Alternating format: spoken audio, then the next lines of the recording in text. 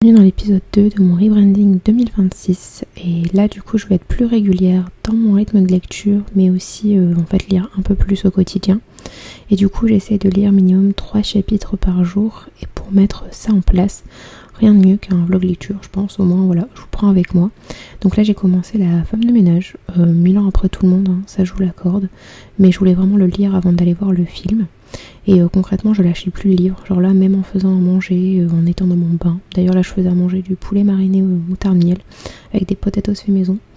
Et ensuite du coup ouais j'ai pas l'habitude de lire des thrillers et j'aime bien m'ouvrir à de nouveaux genres. Donc là j'étais contente, j'ai directement accroché. Franchement la plume est très sympa, c'est très fluide, on rentre bien dans l'univers et j'ai bien aimé le personnage principal.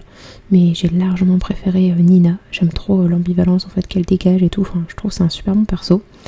Là on est le lendemain matin, deuxième jour de lecture. Bon alors c'est pas très ragoûtant mais je me suis fait un petit déjeuner et au final ça a tourné plutôt cool, enfin ça a été très très bon. J'ai vu la retraite sur TikTok, c'était du pain perdu fait au four, voilà c'était pas mal du tout, même mon mari a kiffé, enfin franchement 10 sur 10.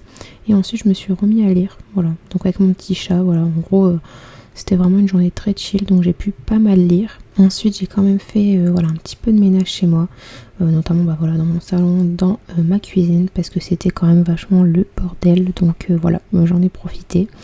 Donc c'était une petite pause on va dire niveau lecture. Et ensuite j'ai recommencé, donc là on arrive un peu on va dire à la moitié du livre.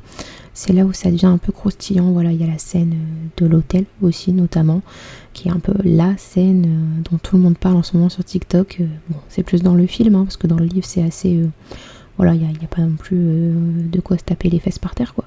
Mais c'était un peu le moment intéressant, ça devient le moment croustillant, vers la moitié du livre, on se dit « Ah, il y a anguille sous roche, qu'est-ce qui se passe » et tout. Enfin, franchement, ça devient intéressant et c'est vraiment très très bien. Moi qui n'ai pas l'habitude de lire des thrillers, là du coup j'ai pris quand même du plaisir.